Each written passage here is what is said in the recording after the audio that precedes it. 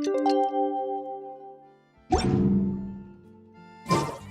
finally time to meet up with everyone! Paimon even dreamt of making the film last night. If Paimon remembers right, we're meeting at Hotel de Boer. Let's get going!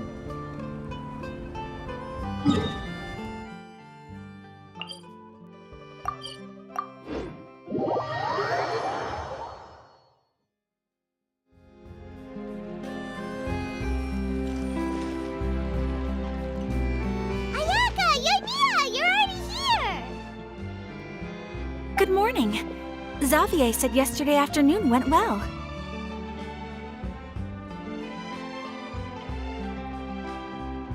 Yeah, and how about you, Ayaka? What were you up to yesterday?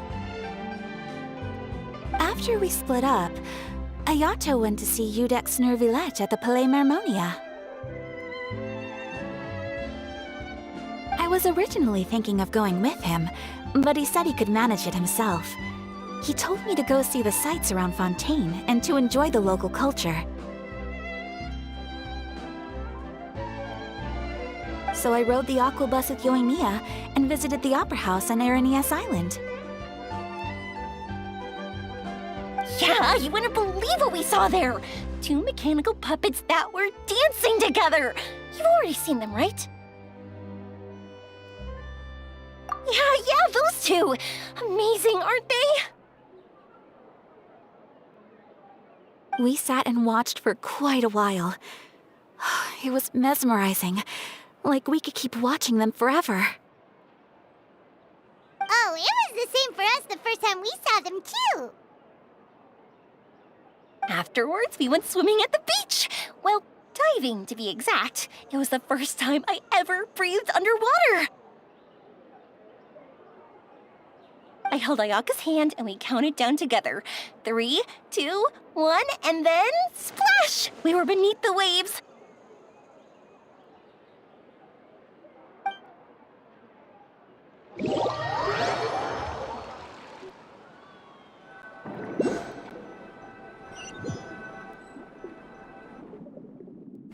At first, I didn't dare to open my mouth. But once I couldn't hold my breath any longer, I decided to take a big breath in. Turns out the water wasn't as salty as I imagined. It didn't really taste like anything at all. Before I knew it, I was breathing like normal down there. It was an amazing feeling. Ayaka said I was too nervous and needed to loosen my grip. She got used to everything way faster than I did.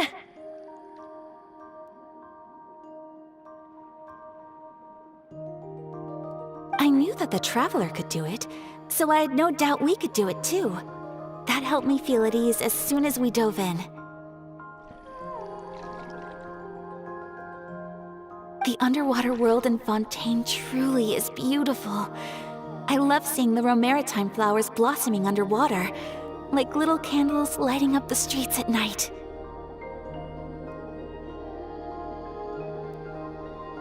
Yeah, and there were so many creatures that we've never seen in Inazuma. Like those fish that shimmer like a sword blade. Whoosh! Oh, and those big fish that call when they see people.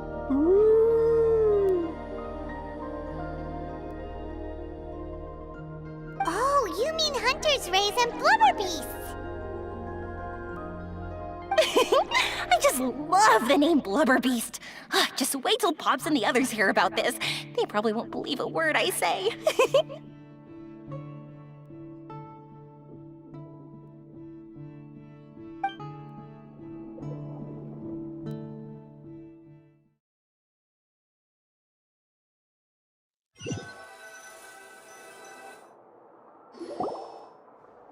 Yoimiya was down there for quite a while.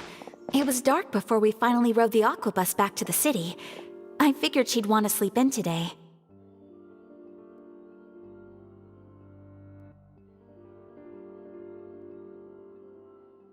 Yeah, even I was worried that I wouldn't be able to get up. I still felt like I was drifting in the waves when I went to sleep last night. But as soon as I woke up today, I remembered that we'd all be shooting a film together, and I was ready to go! Speaking of the film, where's everybody else? My brother and Xavier were speaking to the restaurant owner about using the place as a filming location. They should be here soon. As for the others, We're here.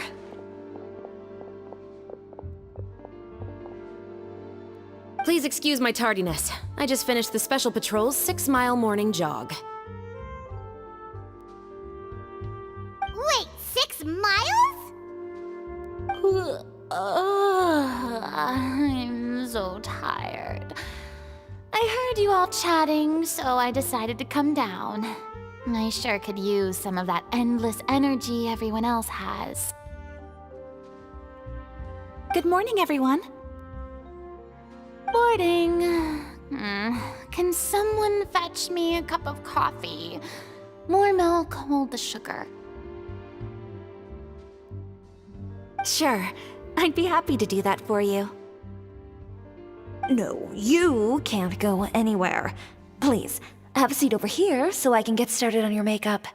Ugh, the last thing I want is coffee stains on my costumes.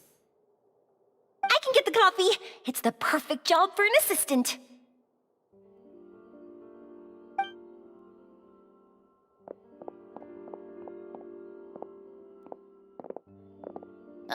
So much energy. Seriously, what's her secret? Oh, Ymira's always like that. But you sure look exhausted, Farina. It's because you're not used to waking up so early, huh? Of course not. I spent the whole night reading the novel from cover to cover, marking sections that either need to be omitted or adapted. Wow, Paimon didn't expect you to be so thorough. Well, I was the biggest star in Olifontaine after all. It takes more than just a pretty face to earn a reputation like that. I know how to get serious when the situation calls for it.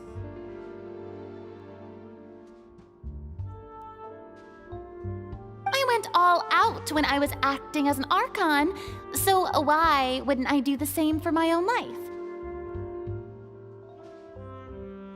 Here's your coffee, Director Farina.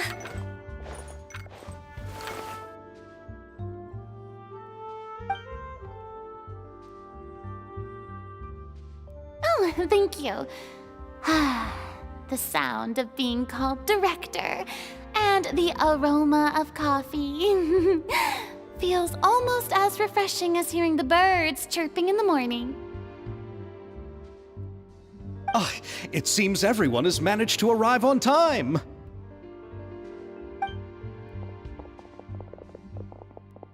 We've reached an agreement with the restaurant owner. We are free to use the second floor to shoot our film. Really? That's great! He is really looking forward to our film, and hopes that providing his restaurant as a filming location will attract more customers. Well then, Mr. Xavier, I'll leave the rest to you. Okay, thanks. First, I'd like to introduce our new members. This is our prop manager, Veronique. She'll be in charge of all the film's props and items. And this is Bonneau, our lighting technician. He'll be in charge of lighting and illumination to set up each scene's atmosphere. Wow, sure feels like we have some real professionals joining the crew now. First of all, please allow me to first express my sincerest gratitude to everyone in the crew. When my investor informed me yesterday that he wouldn't be able to provide the funds, I really thought that this was the nail in the coffin for this film. I had no idea that I'd find so many people willing to help me on such short notice. Thank you. Thank you all from the bottom of my heart. No need to be so cordial, Mr. Xavier. We're all honored to be a part of this. Your works made a profound impression on me when I saw them back in Inazuma. I am sure that someday, This film will be remembered as a prime example of cultural exchange between Fontaine and Inazuma. Yes, the story is the reason I agreed to join. I can't bear to even imagine what this film would look like without the very best director.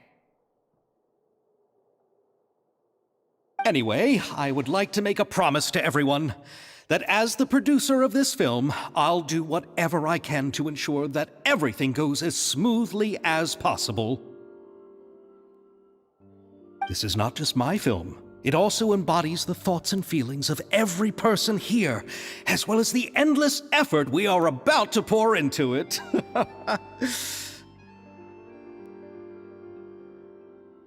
So, without further ado, the Two Musketeers will officially begin filming now!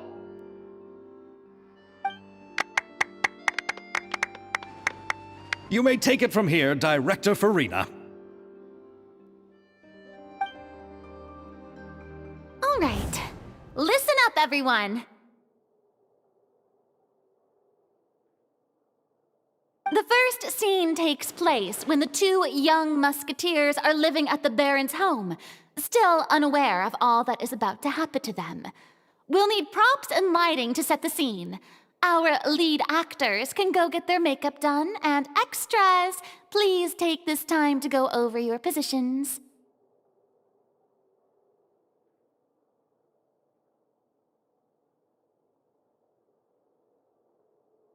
Whoa. Seems Farina's really kicking things into gear as the director. Is everyone clear? I don't want anyone traipsing around the set like umbrella finches.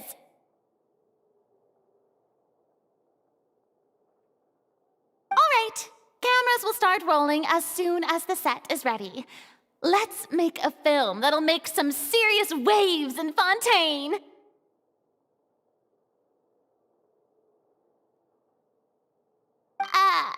Not the kind of waves that drown people.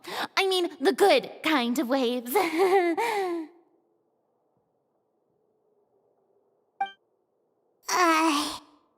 like she's still a bit traumatized by that.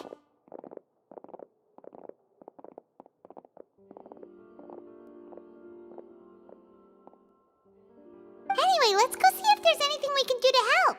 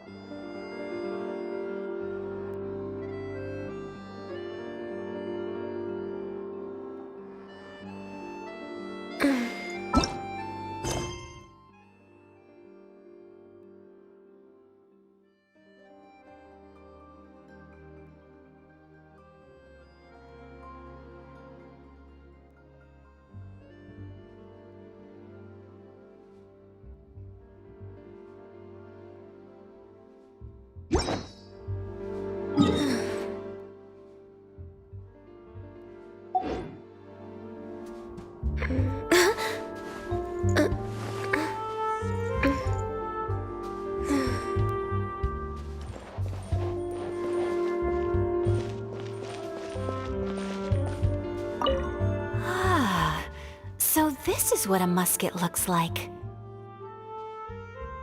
Not exactly.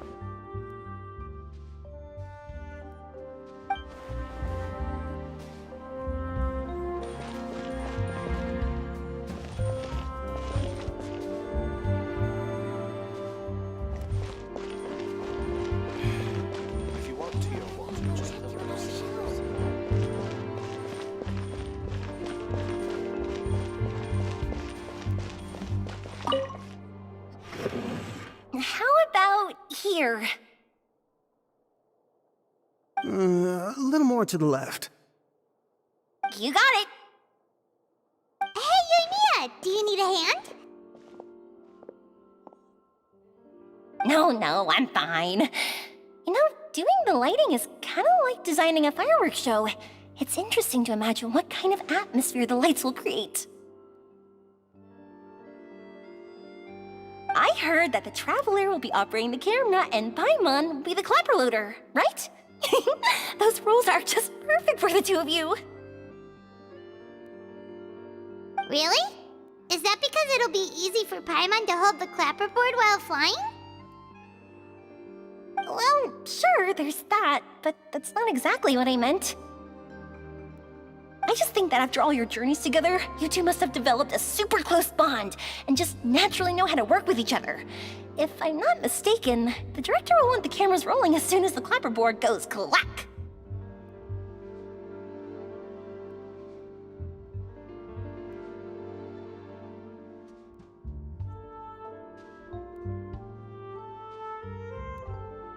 Oh, I see! It's amazing to see the magic behind filmmaking. Yoimiya, we need lights over there, too. Oh, on it! I've got to get back to work. Chat with you later. Oh, it's exciting to see so many people working together to bring the film to life.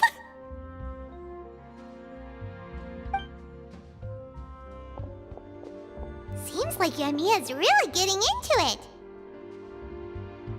But she was right. We do have a super close bond, don't we?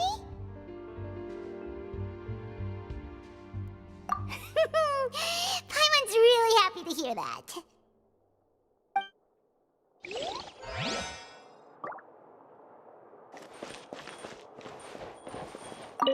I don't need any help here. Why don't you try asking someone else?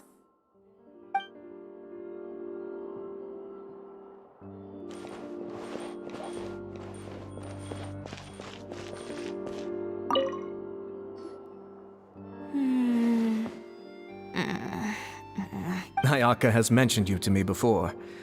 She said that you two were great friends when you were kids. No talking. I'm thinking about how to do your eyeshadow. Ah, yes. To help me really look the part. To achieve a more young and naive look for this scene. Are you saying the wrinkles around my eyes are too deep? You just have too much of a calculating look in your eyes.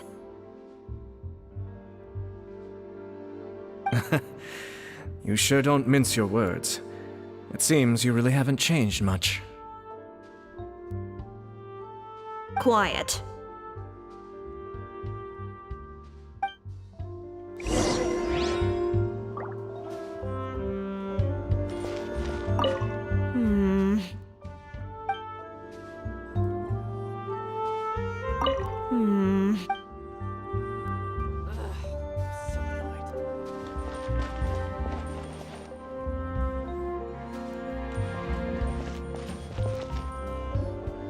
So, this is a real musket?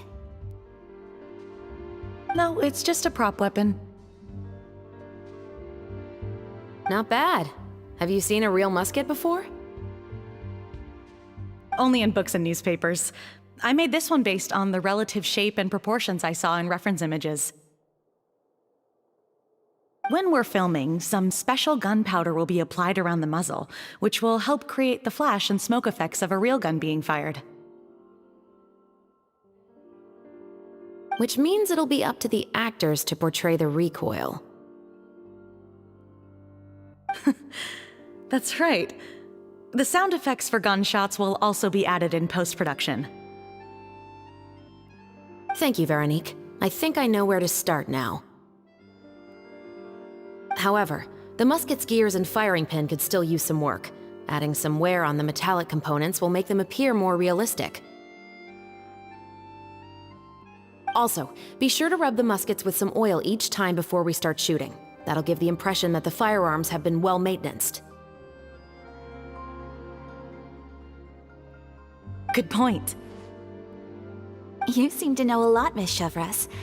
I assume you use these types of firearms on a regular basis? Yes, I perform routine maintenance on my weapons every day. Just like we as people need to eat and sleep, muskets need to be cleaned and maintained. I also perform similar care for my sword every day. and familiarize myself with its shape and weight, to the point where it feels like a natural extension of my body. Yes, this way, our weapons will never betray us in the heat of battle.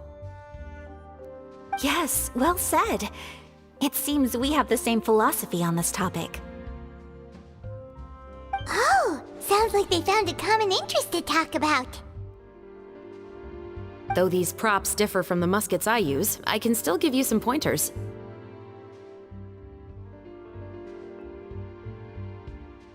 Good. I look forward to your instruction. First and foremost, never point the weapon at anyone, regardless of whether it's a real or prop weapon or whether you're holding it or it's on the table. This holds for any time when you're not actively engaging an enemy.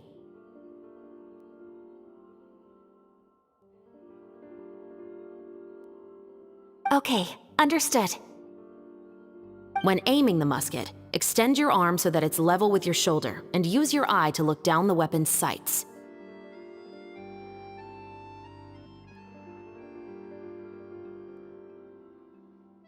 Like this? Not bad. Now, try saying your lines.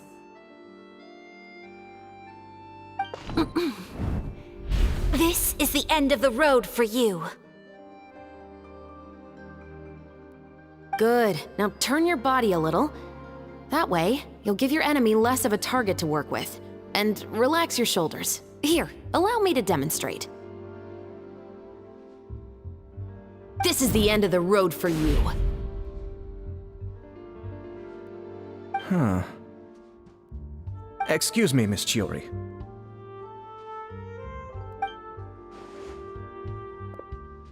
Director Farina, there's something I wish to discuss with you. Oh? What is it? Like this? Yes, much better. What do you think? I do see your point. But are you sure you wish to do this? I believe it would be most fitting. Well, if you insist. All right, I understand. Miss Ayaka, Miss Chevris, could the two of you please come over here? Huh? What's going on? Are we gonna start filming now? Let's go see. What is it? I have a question for you, Miss Chevris. Would you be willing to play the role of a musketeer? What? To clarify, I would like to turn over my role to Miss Chevris. But brother... Don't worry, Ayaka. I actually view this as a good thing. I was becoming troubled trying to set aside some time to speak to the staff at the Palais Mermonia. I would like to have some conversations about the cultural exchange between our two countries, and I've heard that the bureaucratic process here can get rather complicated. Now, I will be able to focus on my work. Besides, you also know that I'm not really one for public performances. Are you really sure? From a director's point of view, I also felt like the relationship between the two musketeers in the original story could be improved. The older brother in the story plays the lead role with his overbearing character, but this causes his character to overshadow that of his sister, and the theme of the two supporting and relying on each other isn't conveyed very well.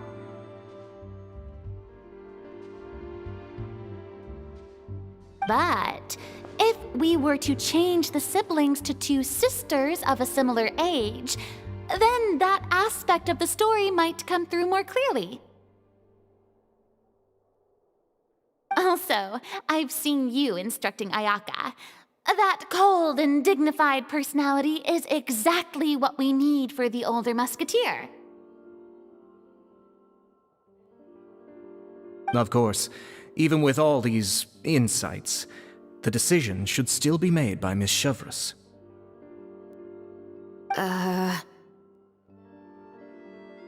Chevreuse mentioned that she really likes the story, right?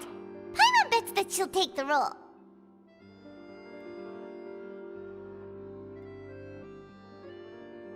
All right, I'll take the role. Good. It's decided then. I'll get started on making edits to the script. We'll also need to make some immediate adjustments to the lighting, props, and costumes. I have a feeling that our adaptation will be even better than the original story. You're doing a great favor for me, Miss Chevreuse. You have my gratitude. Don't mention it.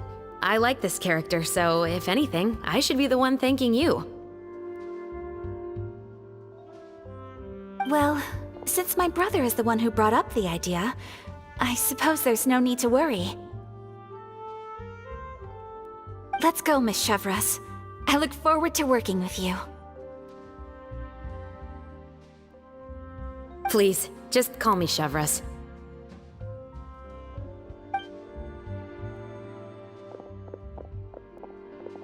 Seems like you're really going out of your way to solve the problem I was having with your makeup. Surely you jest, Chiori. I assure you that I was mostly motivated by a desire to spend more time on formal business. Oh, come on. You really think I'd buy that? According to what I've heard from Ayaka, her brother is someone who can juggle 10 different matters at the same time. I'm sure you have other reasons for backing out. Perhaps. Ayaka always said she wanted to go out and see more of the world, just like the Traveler. But I feel that she needs not only to see other nations, but also to make some different kinds of friends. I think it would be harder for her to make new connections with me constantly by her side. I would like to give her some space.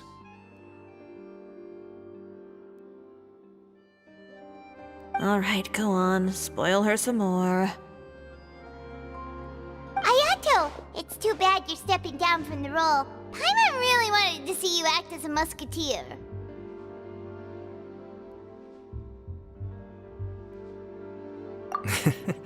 No need to poke fun at me. I'd wager that you also felt that I wasn't the best candidate for the role. It's a little hard for Paimon to imagine you saying those lines. Yes, I've made an appointment to meet some people from the Palais Mermonia. Now, I will have some more time to prepare. Traveler, get the camera ready! Paimon, get the clapperboard! Actors, to your positions! We're about to start shooting the first scene. Go on now. And please take good care of Ayaka. Yep, don't worry. Thank you. I look forward to seeing the film when it's finished.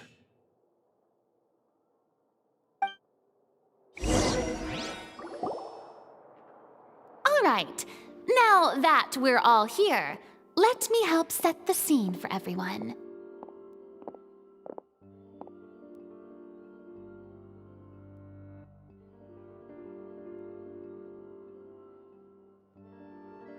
The first scene takes place when our two main characters are still living at the Baron's estate. They've been ostracized and verbally abused by others in the household, but they still have no idea why. We want to capture how naive and innocent they are, despite their pain. Chevreuse will be playing the role of the older sister, Tulip, and Ayaka will be the younger sister, Iris. Be sure to get close-ups of the main characters at the right moment.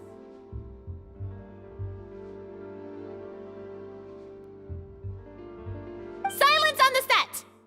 Lights!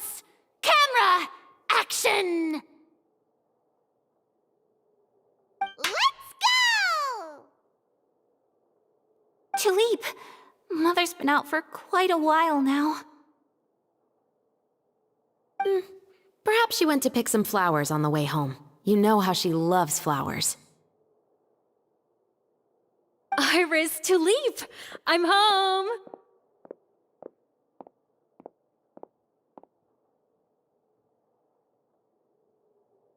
Mother! You were out for so long, we were beginning to worry about you. I'm sorry, but I'm back now, safe and sound. Here, I brought your favorite treat, apple turnovers.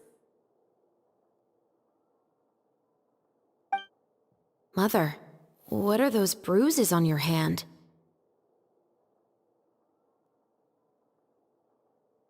Huh? What bruises?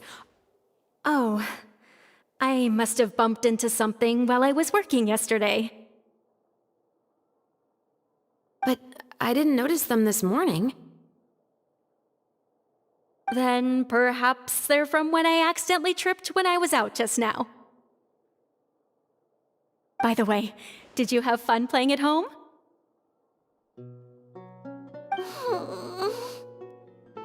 What's the matter, Iris? Well, we've realized that no one really wants to play with us. They even took Iris's doll and spat at us.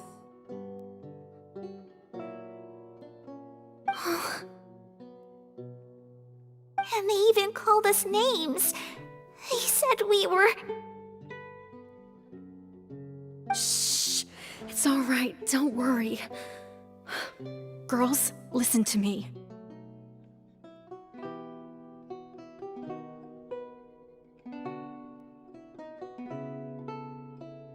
It doesn't matter what anyone says. Don't listen to them. No one can define you with such words. You both have wonderful lives ahead of you. Just like your names. You will both blossom like beautiful flowers.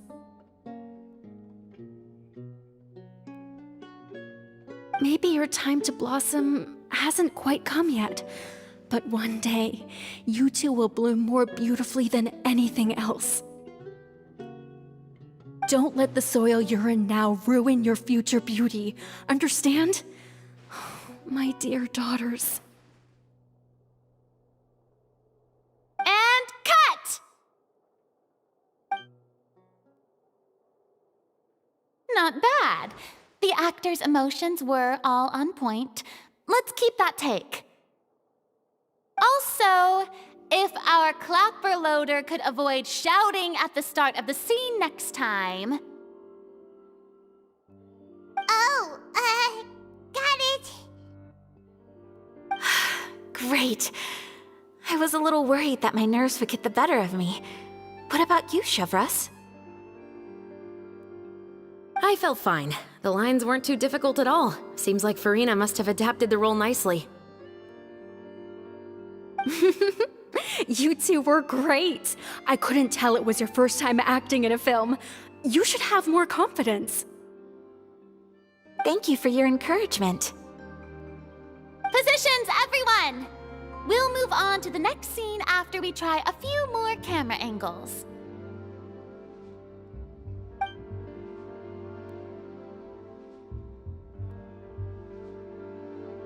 This scene is when our two characters return home, only to discover their mother has been murdered. Ready? Lights! Camera! Action!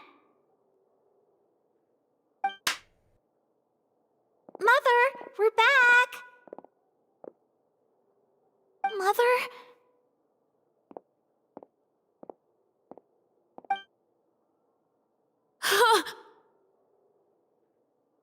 What's wrong, Tulip? Iris, stay away! Huh? Why? What's...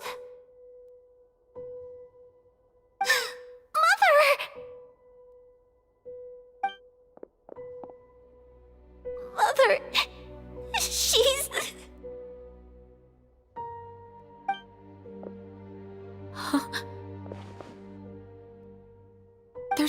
poison in this cup. Oh, I could have sworn I've seen this kind of cup before.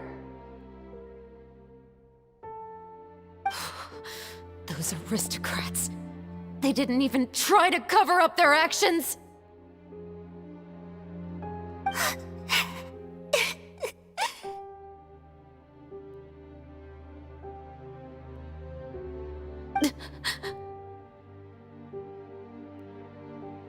Iris, we need to leave this place.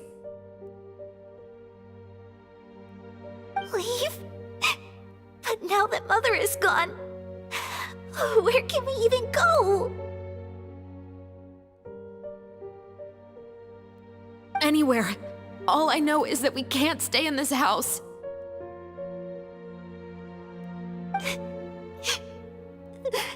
But are we just going to let them get away with this? We'll have our revenge, I promise you. Just not right now.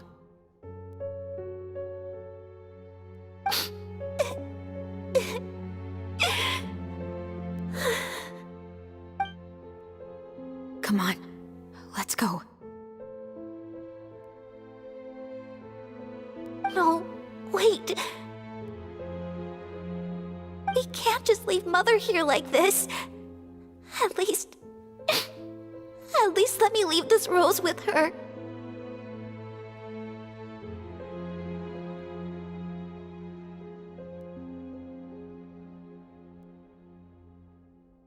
That's why we went out in the first place.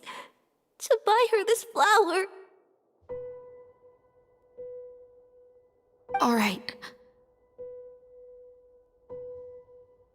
Goodbye, Mother. We'll avenge you. Someday.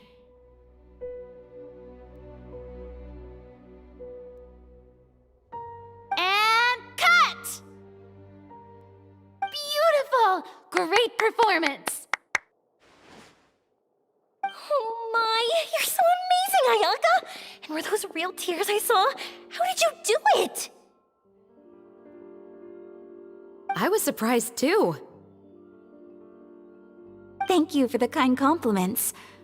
Actually, as soon as Director Farina said action, I told myself not to think about anything. I just felt the weight of the moment and became the character.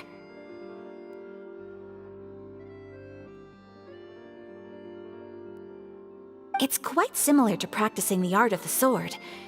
You clear your mind and focus only on what's happening in front of you. Ayaka's performance was amazing. Have I discovered an acting prodigy?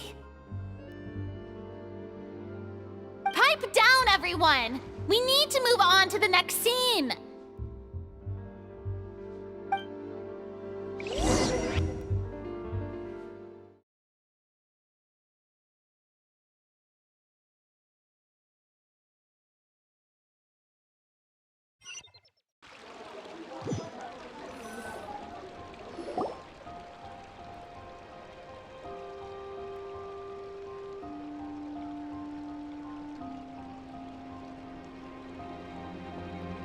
Huh?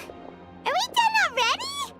But Paimon wants to keep playing with the clapperboard.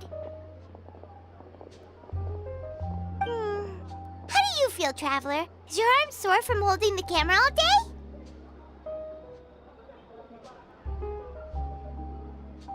Good work, you two.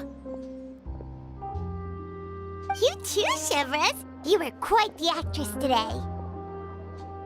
I've read this novel many times before. I have a good grasp of my character's mindset.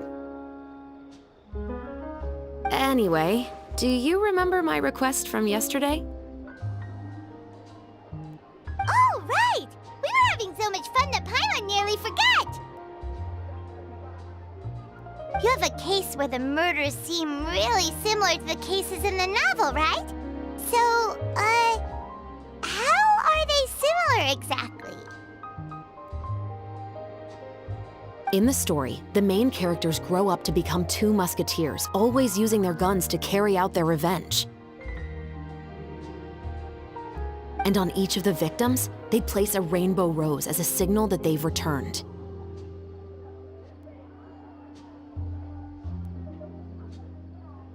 Yes, that's correct. We found rainbow roses just like in the novel. Seems like you're connecting the dots now. Oh, that does sound pretty concerning. Especially after seeing the script today. Oh, now Paimon can't stop wondering what kind of ulterior motive the murderer might have.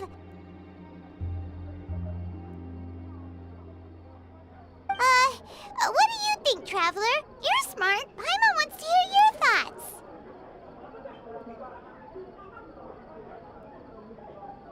Good. On behalf of Fontaine's Special Security and Surveillance Patrol, thank you for your dedication to justice. There's no time to lose. We should start investigating right away. Follow me. Huh? Right now?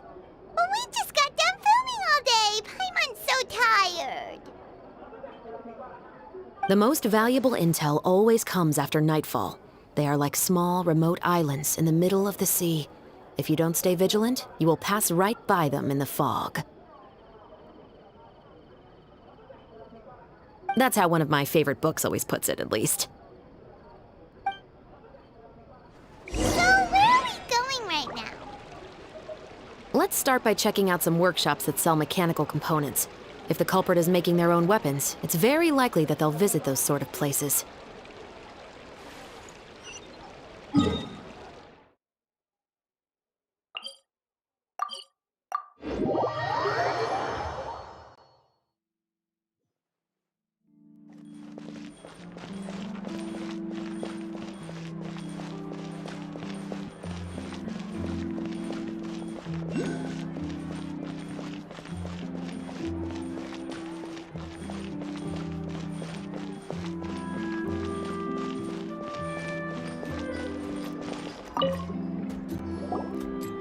Welcome to Le Show's Clockwork Workshop. How can I help you? Hello. I'd like to know if anyone has purchased some special components lately. Special components? Sorry, could you be more specific? I mean the kind of components that aren't typically used for clockwork toys, but for firearms. Huh? For firearms? No, we don't sell those sort of things here. Don't misunderstand. I'm not here to cause any trouble. We are merely investigating a case, and we're hoping that you could cooperate. Well, to be completely honest, I'm not even sure what kind of components that would entail. Has anyone ever purchased components here as an individual rather than on behalf of an organization? We have a lot of customers who buy toys, but those who buy components are all regular customers who buy in bulk on behalf of their organization. Is that so? I understand. Thank you for your cooperation. You're welcome. It's the least I can do.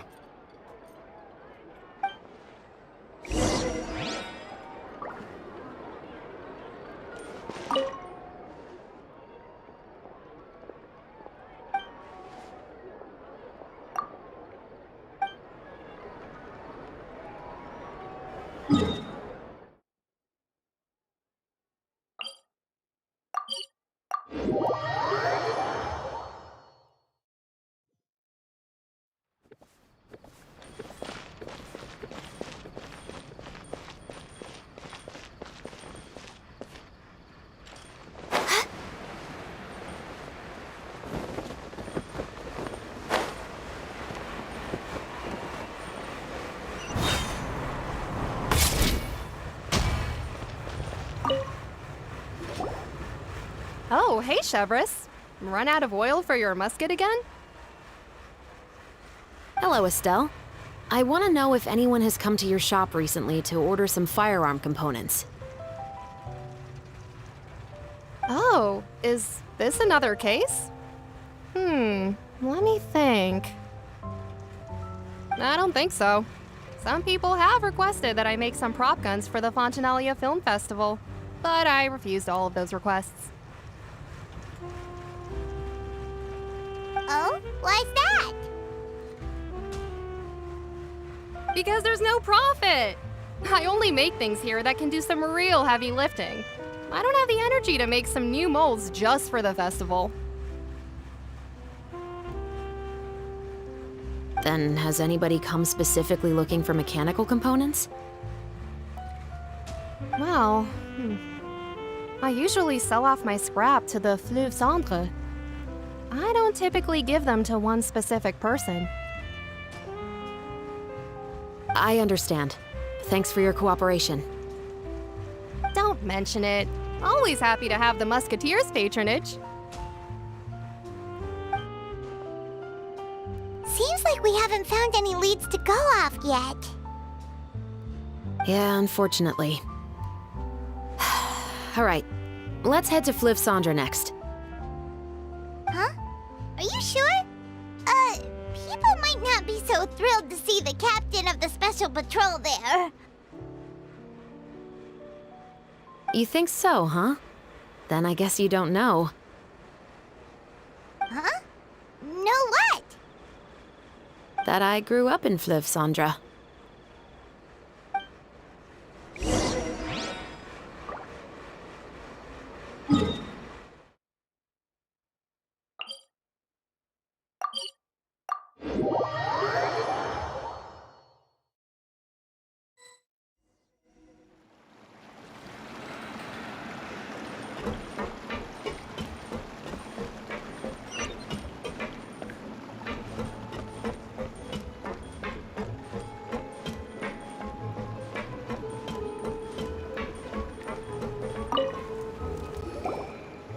Hello, I'd like to ask some questions. I don't know anything. Don't worry, I'm not here to arrest anybody. You say that now. It's the truth. Here, take this as my guarantee. Wait, did Paimon just see what she thinks she saw? Is the captain of the special patrol bribing a citizen?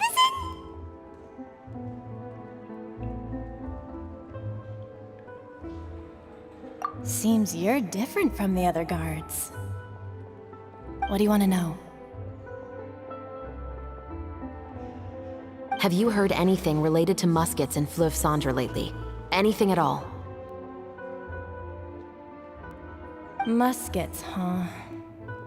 All I know is that about 2 weeks ago, we started hearing some loud noises at night. So loud that it's been waking me up. Were they gunshots? Possibly. It's hard to tell around here. Someone's house collapsing, a pipe exploding somewhere, it's all the same. But the noises I'm talking about definitely happened after I fell asleep. Do you know where the noises were coming from? I don't remember clearly. Is it that you don't remember, or that you need to think about it some more? You tell me. Then please, think about it some more. She's giving her even more Mora! The noises came from the end of the Southern Waterway. I came out and had a look for myself when I wasn't sleeping well, but I didn't dare get too close.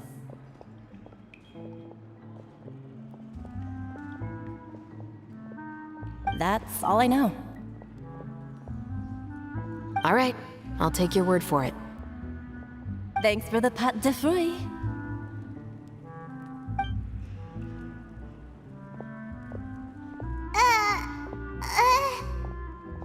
No need to be surprised. I grew up here, remember? I know how to get people around here to talk.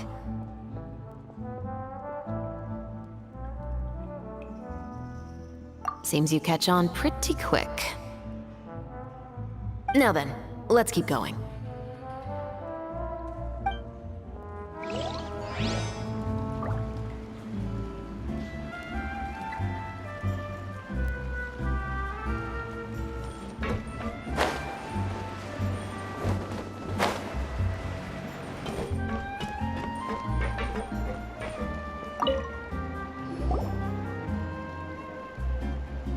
It's been a while, Tetro. Please, just get on with your request. I want to know if you've heard anybody talking about muskets lately.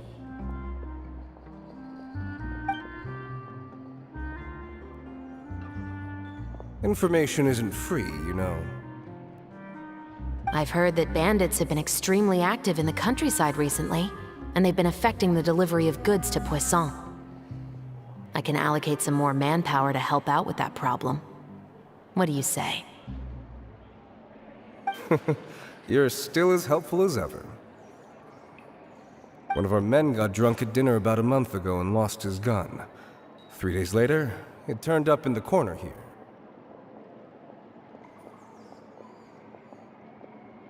What's weird about that? He just forgot where he put it, right?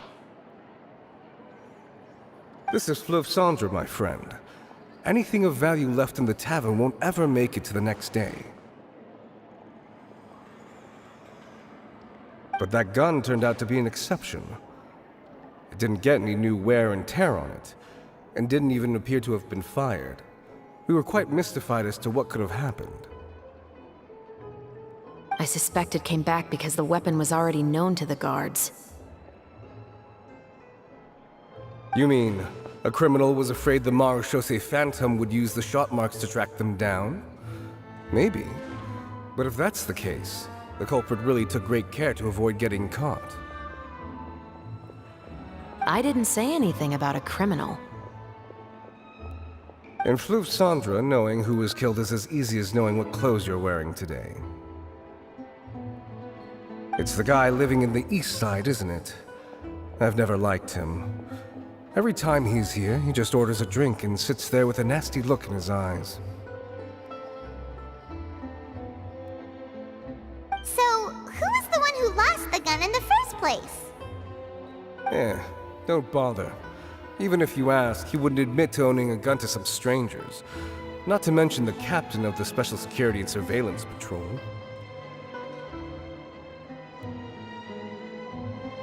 He's right. I know you grew up here, Chauvress. Even though you're on good terms with the Spina, you've still been gone too long. Not many people know you here now, and a lot of people don't like the Special Patrol. I know. So take my advice and don't show your face too much around here. It's for your own safety.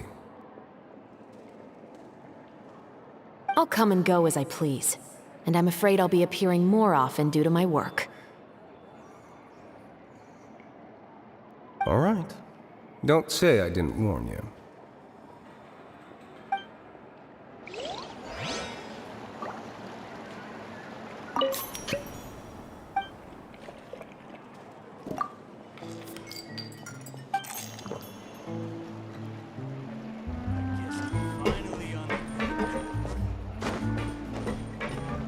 Adventuring underground is way more fun than I thought.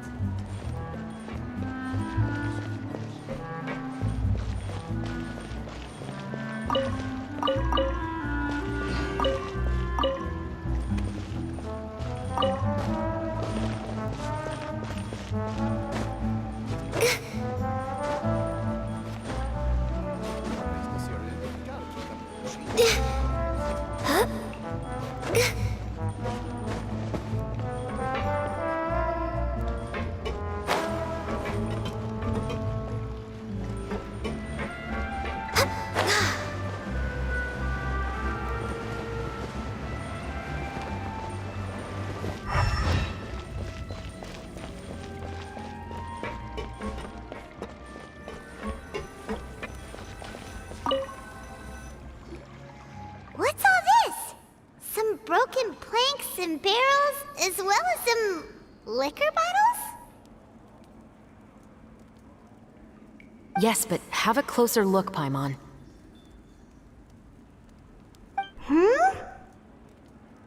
Even though somebody has purposefully tried to clean them up, these are obviously marks from musket bullets.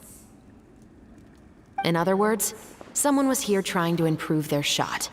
They were using the barrels and bottles for target practice.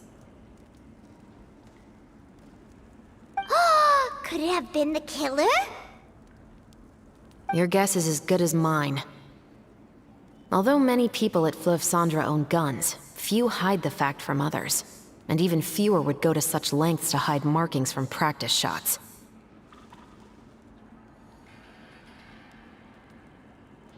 Anyway, let's go.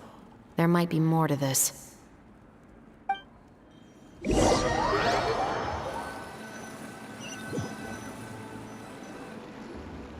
Seems like that's all we'll be able to uncover for today.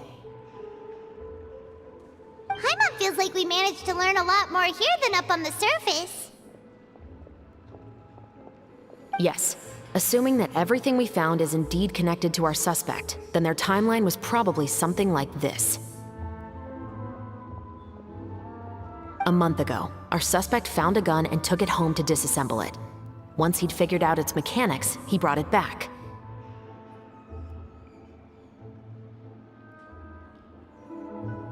In the following weeks, he used some parts to create his own makeshift musket, and took it to the Fleuve Cendre for target practice.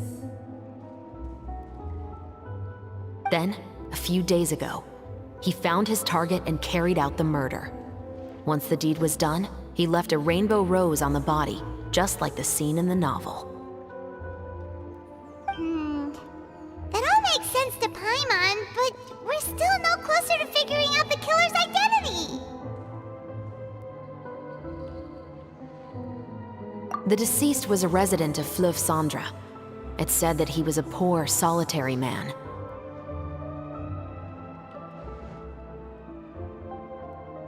Yeah, that's also something I'm trying to figure out.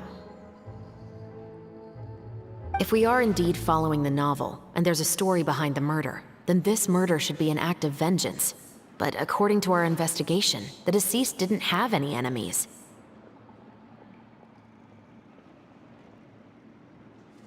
He was no saint, but no one's heard of a rival who hated him enough to shoot him dead, much less care to leave a rose on his body.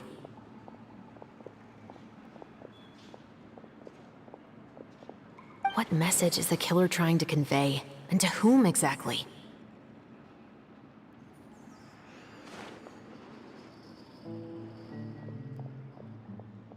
We've thoroughly investigated that possibility. He claims to have spent the whole day at the Opera House on the day of the murder, and the staff there have confirmed his account. Okay, so he has an alibi. Not only that, he lacks a credible motive as well. He has a family of his own, and both of his parents are still alive. I've looked into his records. He was adopted at the age of 6, and all the proper procedures were followed. There are also records of him at an orphanage before then. In the story, the mother of the 2 musketeers was murdered after the children turned 10. Of course, he could have changed the children's ages, but I don't want to assume anything without evidence. More importantly, I've also had a chat with him in person. He didn't seem like the kind of person who would pull the trigger to kill a man. Then, what should we do now? We have all this new information, but it doesn't help us move forward. Investigations take time. I didn't expect us to catch the culprit in just a single day. How about this? Let's spend the next few days filming with the crew. We can continue the investigation once we're done with the film. I'm sure that given time, new leads will present themselves.